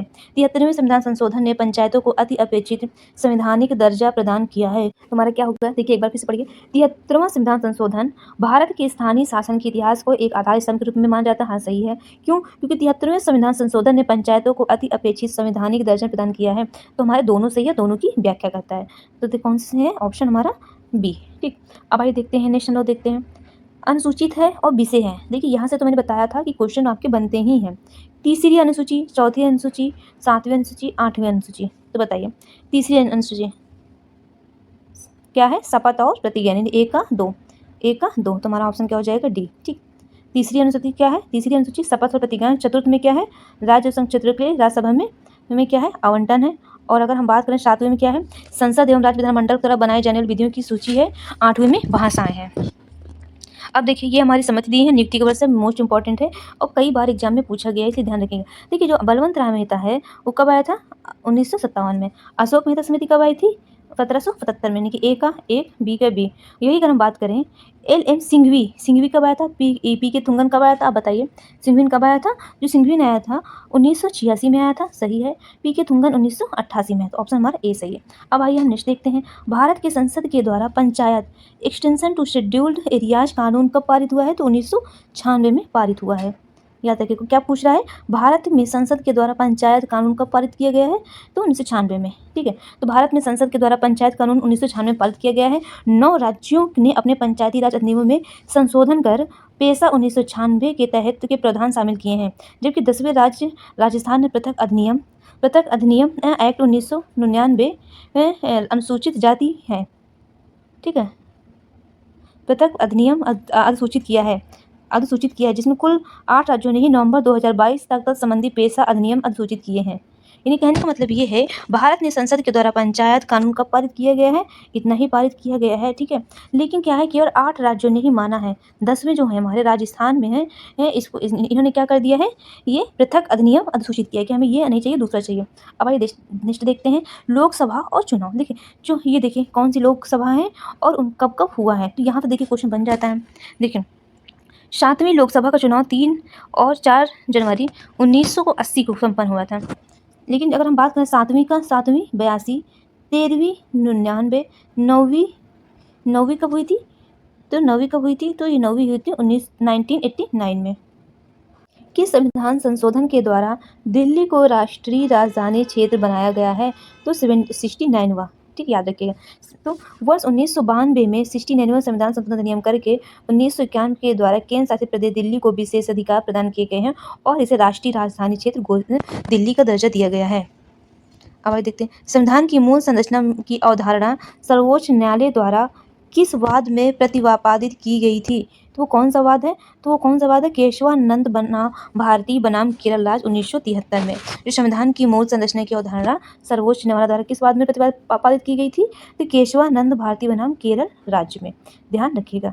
अब आइए नेक्स्ट हम लोग देखते हैं, निम्नलिखित में से कौन ऐसा एक मौलिक कर्तव्य नहीं है? मौलिक कर्तव्य कौन सा नहीं है? प्राकृतिक वातावरण की रक्षा एवं संवर्धन करना, हाँ है। राष्ट्रगान का सम्मान करना, हाँ, ठीक है। राष्ट्रीय महत्व के स्मारकों और स्थानों की रक्षा करना, क्या ये मौलिक कर्तव्य है? बताइए। राष्ट्रीय महत्व के स्मारकों और स्थानों की रक्षा करना, ये नहीं है। सार्वजनिक संपत्ति की सुरक्षा करना, हाँ, ये भी सही है। अब आइए हम लोग नेक्स्ट देखते हैं, निम्नलिखित में से किसने भारत के राष्ट्रपति का पद ग्रहण करने के पूर्व उपराष्ट्रपति का पद पर कार्य नहीं किया था? तो कौन नहीं किए थे? नीलम संजीव रेड्डी। जो नीलम संजीव रेड्डी है, ये डायरेक्टली राष्ट्रपति पर कार्यरत हुए हैं, ये उपराष्ट्रपति के पद पर नहीं बने। लेकिन अगर हम बात करें आर वेंकट रमन, ये भी उपराष्ट्रपति पर रह चुके हैं। डॉक्टर शंकर दयाल शर्मा, ये भी उपराष्ट्रपति, और डॉक्टर जाकिर हुसैन। शिक्षा का अधिकार मौलिक अधिकारों में सम्मिलित किया गया है। तो कब सम्मिलित किया गया है? 86वें संविधान संशोधन अधिनियम 2002 के द्वारा। ये कई बार पूछा गया, ध्यान में रखिएगा, इंपॉर्टेंट है। इसमें मौलिक कर्तव्य में जोड़ा गया है। अगर हम वही बात करें फंडामेंटल में, तो 21A को जोड़कर तो 6 से 14 वर्ष आयु के बच्चों के लिए निःशुल्क एवं अनिवार्य शिक्षा का अधिकार मौलिक अधिकारों में सम्मिलित किया गया है। 2 या 2 से अधिक राज्यों के लिए एक संयुक्त लोक सेवा आयोग बनाया जा सकता है, किसके निवेदन पर? संबंधित राज्यों के निवेदन पर। किसके द्वारा? संसद द्वारा। 2 या 2 से अधिक राज्यों के लिए एक संयुक्त लोक सेवा आयोग बनाया जा सकता है, किसके द्वारा?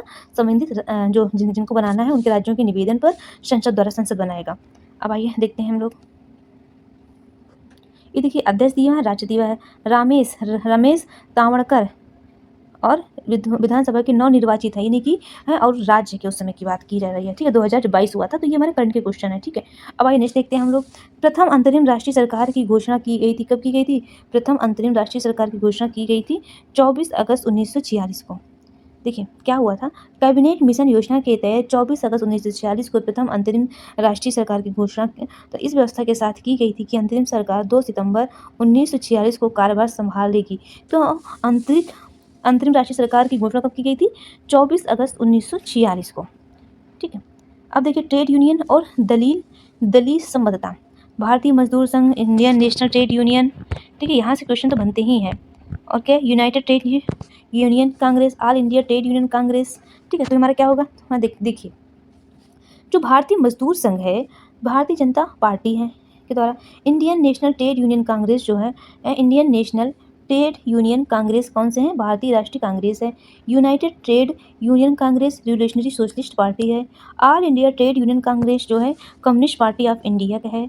Centre for Indian Trade Union जो है कम्युनिस्ट पार्टी ऑफ इंडिया का है, ये मार्क्सवादी हैं। तो हमारा ये सब मिलान है, तो ठीक है। देखिए भारत की विभिन्न प्रमुख ट्रेड यूनियन की दलील समझता इस प्रकार है, ठीक है। तो मुझे लगता है इसमें कुछ गलत दिया होगा, क्योंकि तभी इसमें कोई आंसर नहीं है। अब आइए देखते हैं नेक्स्ट हम लोग देखते हैं संघ तथा उसका, इसमें क्या पूछा? क्रम के अनुसार बोले। देखिए क्रम के अनुसार कहीं हमेशा पूछते थे, ध्यान में रखिएगा। देखिए तो हमारा पहला कौन सा आएगा? तो पहला तो हमारा भाग यही आएगा ना, संघ एवं उसका राज्य क्षेत्र आएगा। फिर हमारा क्या आ जाएगा? नागरिकता आ जाएगा, पहले नंबर पर यह आएगा, दूसरे नंबर पर नागरिकता आएगा, फिर हमारा नीति निर्देशक तत्व आएगा, फिर हमारा मौलिक कर्तव्य आ जाएगा, ठीक, याद रखिए ये हमारा बन जाएगा। अब आइए नेक्स्ट देखते हैं हम अर्थव्यवस्था। देखिए इकोनॉमिक्स में देखिए जो करंट के होंगे तो मैं उसको नहीं बताऊंगी, क्योंकि देखिए इकोनॉमिक में आपने बताया था कि कुछ इंपॉर्टेंट टॉपिक है उसको जरूर पढ़ लीजिएगा। जैसे हो गया आरबीआई, हो गया बैंकिंग, कौन कौन से टॉपिक हो गए, जैसे आरबीआई हो गया, बैंकिंग हो गया, आरबीआई हो गया, बैंकिंग हो गया, मुद्रास्फीति हो गया, ठीक है, यहाँ से क्वेश्चन बनते ही है। पंचायत हो गया, हाँ पंचायत कह रहे हैं वो, सॉरी वो पंचवर्षीय योजना हो गया, और वित्त आयोग हो गया, पंचवर्षीय योजना हो गया, वित्त आयोग हो गया, बेरोजगारी हो गई, गरीबी हो गई, तो यहाँ से तो क्वेश्चन आयोग उठाते हैं। स्कीम्स तो आपको पढ़ना ही है, तो ये सब जरूर पढ़ के जाइए, पहले ये कवर करिएगा, ठीक है। देखिए मूल्यवान आईटी ब्रांड के संदर्भ में, देखिए करंट का है, कोई मतलब नहीं है, ठीक है, तो मैं इसको स्किप कर दे रही हूँ। अब आइए देखते हैं, देखिए संयुक्त राष्ट्र विकास कार्यक्रम ने निर्धनता की निम्नलिखित श्रेणियों की पहचान की, कौन सी सही है? तो आय निर्धनता और मानव निर्धनता दोनों वो हमारे सही हैं। अब आइए देखते हैं, देखिए ये व्यक्ति और संबंध क्षेत्र है, ये इंपॉर्टेंट हो जाता है।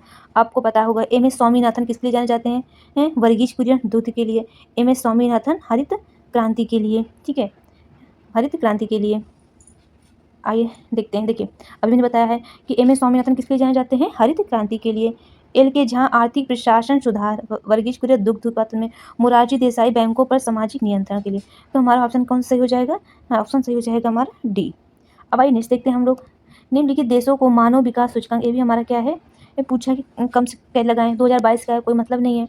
टी माल्थस ने द माल्थ्यूरस थ्योरी नामक प्रसिद्ध सिद्धांत प्रतिपादित किया है, जो किससे संबंधित है? तो वो जनसंख्या से। जो टी माल्थस ने दी माल्थ्यूरस थ्योरी नामक सिद्धांत जनसंख्या के संदर्भ में प्रतिपादित किया है। माल्थस ने 1798 ईस्वी में अपने विविध an essay on the principle of population का प्रथम संस्करण प्रकाशित कराया गया था, जिसमें उन्होंने जनसंख्या का सुव्यवस्थित एवं क्रमबद्ध अध्ययन प्रस्तुत किया है, याद रखिएगा। ये देखिए 2022 की बात कर रहा है, कोई मतलब नहीं है। अब आइए नेक्स्ट देखते हैं, यहाँ देखिए क्वेश्चन योजना है और प्रारंभ वर्ष है, स्कीम दी गई है, प्रारंभ वंश है, ठीक है। देखिए मैंने आपको बताया था, इसमें देखिए अगर आपको नहीं आता तो मैंने बताया था राष्ट्रीय ग्रामीण स्वास्थ्य मिशन। तो ये कब आया था हमारा? तो राष्ट्रीय ग्रामीण स्वास्थ्य मिशन अगर हम बात करें तो ये हमारा आया था 2005 की अगर हम बात करें, देख लीजिए 2005 को राष्ट्रीय ग्रामीण स्वास्थ्य मिशन की शुरुआत की थी। इसी ग्रामीण आबादी विशेष रूप से, एक मिनट जूम कर दे रही हूँ, इसे ग्रामीण आबादी विशेष रूप से कमजोर समूहों को सुलभ, सस्ती एवं गुणवत्तापूर्ण स्वास्थ्य देखभाल प्रदान करने के लिए शुरू किया गया था। 15 अगस्त 1995 को राष्ट्रीय सामाजिक सहायता कार्यक्रम की शुरुआत की गई थी। एनएसपी एक सामाजिक सुरक्षा एवं कल्याण कार्यक्रम है। 1 अप्रैल 1999 को स्वर्ण जयंती ग्राम स्वरोजगार योजना की शुरुआत हुई थी, जिसका उद्देश्य क्या है? ग्रामीण क्षेत्रों की बड़ी संख्या में सूक्ष्म उद्यम स्थापित करना। 2001 को संपूर्ण ग्रामीण रोजगार योजना की शुरुआत की गई थी, ठीक है। तो आप देख रहे हैं, अब आइए देखते हैं, देखिए योजना है और उसका प्रारंभ वर्ष है, अभी हमने भी देखा है, ठीक है। तो आप देख रहे हैं राष्ट्रीय ग्रामीण स्वास्थ्य मिशन कब आया? 2005 में आया था। संपूर्ण ग्रामीण रोजगार योजना 2001 में आया था।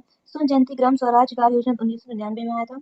राष्ट्रीय सामाजिक सहायता कार्यक्रम आया था 1995 में आया था। तो हाँ ठीक है, तो ये सब आप देख लीजिए, इंपॉर्टेंट है, कई बार एग्जाम में पूछा भी गया है।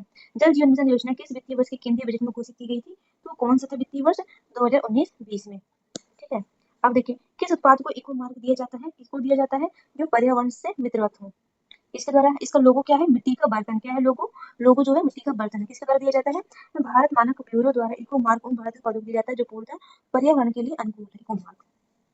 भारत में विकसित क्षेत्र में छूटों, फार्म सब्सिडी के संदर्भ में निम्न कथनों पर विचार कीजिए। भारत में इनपुट सब्सिडी जैसे उर्वरकों पर दी जाने वाली अप्रत्यक्ष फार्म सब्सिडी के अंतर्गत आती है। किसानों को बिजली एवं सिंचाई पर दी जाने वाली कटौतियां प्रत्यक्ष फार्म सब्सिडी के अंतर्गत आती हैं। इसमें सब्सिडी के बारे में पूछा है। अब देखिए व्यापार संगठन जिसे बोलते हैं WTO के कृषि संबंधी प्रावधान प्रत्यक्ष फार्म सब्सिडी की अनुमति देते हैं, परंतु अप्रत्यक्ष सब्सिडी पर रोक लगाते हैं। भारत में सरकारों द्वारा दी जाने वाली सभी सब्सिडियां क्या है? अप्रत्यक्ष हैं। तो ये हमारा सही है। और हमारा कौन सा सही है? भारत में इनपुट सब्सिडी जैसे उर्वरकों पर दी जाने वाली अप्रत्यक्ष फार्म सब्सिडी के अंतर्गत आता है। तो हमारा 1 और 4 सही है। अब देखिए अब देखते नेक्स्ट है, एलबीएस एक वित्तीय समावेशन के लिए भारत सरकार द्वारा उठाए गए आर्थिक उपायों में से एक है। इस संक्षेप में एलबीएस क्या है? तो अग्रणी बैंकिंग योजना है। एलबीएस मतलब lead banking scheme. Make in India के बारे में पूछ रहा है, देखिए मेक इन इंडिया प्रोग्राम वर्ष 2014 में प्रारंभ किया गया था। हाँ सही है।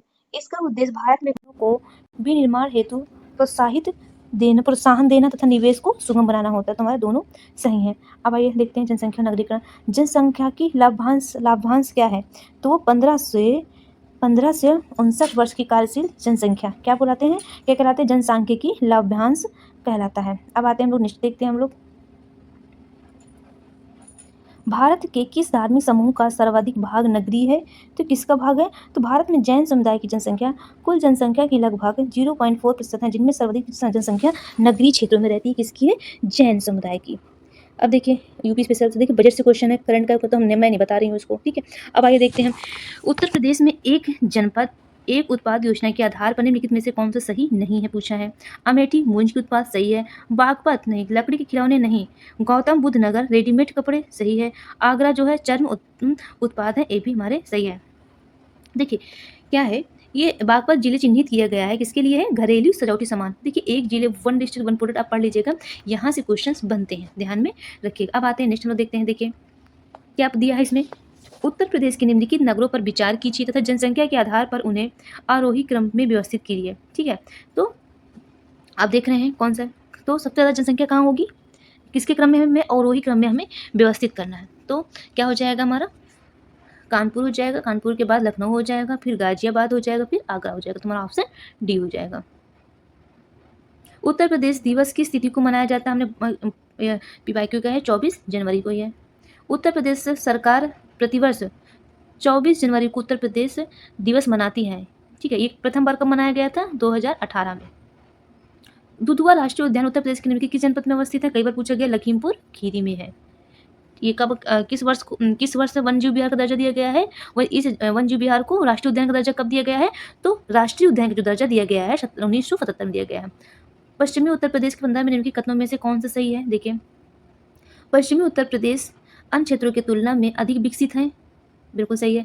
यह क्षेत्र हरित क्रांति का साक्षी रहा है, दोनों हमारे सही हैं। अब आइए देखते हैं हम लोग नेक्स्ट देखेंगे, निम्नलिखित में से कौन सा एक बांध उत्तर प्रदेश में नहीं है? तो देख रहे हैं आप, अडवा बांध हमारा कहाँ है? मिर्जापुर उत्तर प्रदेश में है। अहरौरा वो मिर्जापुर उत्तर प्रदेश में है। बदुआ हमारा बांका बिहार में है, बघेलखंड कहाँ है? बलरामपुर उत्तर प्रदेश में है। बांध से भी क्वेश्चन बनते हैं यूपी के। अब देखिए समसामयिक यानी करंट से क्वेश्चन आप देख रहे हैं, कितने आए? 115 से स्टार्ट है, तो मैं इसको नहीं कराऊंगी, 115 से स्टार्ट है, कितना हो गया आप देख लीजिए। ये सब करंट के ही क्वेश्चन से हैं, ये सारे करंट के क्वेश्चन हैं। यहाँ से देखिए ये क्वेश्चन आप देख रहे हैं, ये मानस कहाँ है? आप लोग को पता है मानस कहाँ है? असम में है। कहाँ है हमारा मानस? हमारा असम में है। सुंदरवंश कहाँ है? पश्चिम बंगाल में है। तो देख लीजिए मानस कहाँ? असम में। नंदा देवी उत्तराखंड में, पंचमढ़ी मध्य प्रदेश में है। और ये देखिए सब हमारा क्या है, ये समसामयिकी, ये तो मैं इसको नहीं बता रही, ठीक। अब और हम देखेंगे, क्योंकि कोई मतलब ही नहीं समसामयिकी के बताने का। देखिए आप देखिए कहाँ कहाँ से क्वेश्चन बनते हैं, बिम्ष्टी से क्वेश्चन बनते हैं। ये देखिए कोई अगर श्रेणी है, विजेता नगर है, तो यहाँ से भी क्वेश्चन बन गए हैं। अब देखते हैं हम लोग क्या है, विविध मिसलेनियस देखते हैं। यूनाइटेड किंगडम का पार्टी गेट स्कैंडल क्या है? क्या है बताइए। तो ये क्या है? ब्रिटिश प्रधानमंत्री कार्यालय द्वारा कोविड-19 मानदंडों के उल्लंघन से संबंधित है, ध्यान में रखिएगा। अब आते हैं हम लोग देखते हैं नेक्स्ट, निर्धनता को एक सामाजिक समस्या माना गया है, जो कि लंदन में निर्धनता पर किए गए एक शोध सर्वेक्षण का परिणाम है। इस शोध के शोधार्थी कौन थे? तो वो कौन थे? चार्ल्स बूथ थे, ठीक है। आप देखते हैं नेक्स्ट देखते हैं, निम्नलिखित समाज शास्त्रियों में से किसने ग्राम नगरीकरण को विचार को विस्तार से बताया है? तो कौन है? G.S. घुरिये, ठीक है। ये अब नेक्स्ट देखते हैं, ग्रंथ दिया, रचनाकार दिया गया है। तो आप देख रहे हैं इनमें से राग माला दिया गया है, रस कौमुदी दिया है, राग विबोध दिया है और चतुर्दंडी प्रकाशिका दिया है। तो आइए हम लोग देखते हैं क्या है रचनाकार। आप देख रहे हैं राग माला किसकी है? पुंडरीक विट्ठल की है। रस कौमुदी किसकी? नीलकंठ की है। राग विबोध किसकी है? सोमनाथ की है। चतुर्दंडी प्रकाशिका किसकी है? वेंकट मखीन की है। निम्नलिखित में से कौन सी वाटर शेड विकास परियोजना भारत केंद्र सरकार द्वारा प्रायोजित है, जिसका उद्देश्य ग्रामीण आबादी को पानी के संरक्षण के लिए सक्षम बनाना है? तो वो कौन सा उद्देश्य है? हरियाली। अंतर्राष्ट्रीय अंतरिक्ष स्टेशन पर किसी नासा के अंतरिक्ष यात्री द्वारा सर्वाधिक लंबी यात्रा का रिकॉर्ड किसका है? तो वो है मार्क वेंडे का। ये देखिए देवता दिया है, पहचान दिया, शिव के पास क्या रहता है? त्रिशूल रहता है, हाँ सही है। शिव के पास क्या रहता है? आप देख रहे हैं त्रिशूल। विष्णु के पास हमारा चक्र रहता है। गणेश के पास क्या रहता है, रस्सी या फंदा रहता है, सरस्वती के पास क्या रहता है, बीड़ा रहता है। ठीक है, तो ऑप्शन देख लीजिए क्या हो जाएगा, ये हमारा ये बी हो जाएगा। अब आइए नेक्स्ट देखते हैं। 20वीं शताब्दी में निर्धनता एवं निर्धन व्यक्ति हमारी चिंता एवं कर्तव्य के विषय बने हैं। रणनीतिक रूप से यहाँ लक्ष्य भेदन क्रियाओं का भाव था, जिसके फलस्वरूप इस मुद्दे को गति मिली है। तुम्हारा ऑप्शन क्या हो जाएगा, दोनों सही है लेकिन व्याख्या नहीं करते हैं। अब हम देखेंगे नेक्स्ट क्वेश्चन। देखिए, समाचार पत्र पत्रिका है, प्रकाशन के स्थान स्वदेश, भारत बंधु, सत्यवादी शक्ति। देखिए, जो स्वदेश पत्रिका है, स्वदेश ये गोरखपुर से है, भारत बंधु हाथ रस्से से, भारत के लोग हाथ हैं, हथकरघा अपनाते थे, तो आप ऐसे रिलेट कर सकते हैं। सत्यवादी है जो आगरा से है, शक्ति है जो है अल्मोड़ा से है। नई दिल्ली की किस प्रसिद्ध इमारत को प्रधानमंत्री संग्रहालय में परिवर्तित किया गया है? कौन सी इमारत है? तो वो है तीन मूर्ति भवन को। कौन सी है? तीन मूर्ति भवन को। अब आगे देखिए, भारत धर्म महामंडल कहाँ पे है? दिल्ली में है, सही है। देव समाज बनारस में है, राधा स्वामी सत्संग लाहौर में है, सनातन धर्म रक्षणी सभा कहाँ है? ये है कलकत्ता में। क्या पूछा है इसमें? सही सुमेलित है। मेरे माइंड में भी देखिए क्या था, नहीं पूछ रहा है, तो आप देख रहे हैं हमारा। देखिए, भारत धर्म महामंडल कहाँ है? याद रखिएगा, हरिद्वार में है। देव समाज कहाँ है? लाहौर में है। राधा स्वामी सत्संग कहाँ है? राधा स्वामी आप देख रहे हैं आगरा मथुरा यानी आगरा है। सनातन धर्म रक्षणी सभा कहाँ है? कलकत्ता में है। भारत धर्म महासभा कहाँ है? भारत धर्म कहाँ है? हरिद्वार में है। तो यहाँ पे देखिए, जो हम अभी बताया ये सब रॉन्ग है। ठीक है, ये हमारा सही हो जाएगा। तो ये था हमारा 2022 के प्रीवियस ईयर क्वेश्चन पेपर। आपको वीडियो कैसा लगा जो बताइएगा। Okay friends, thank you.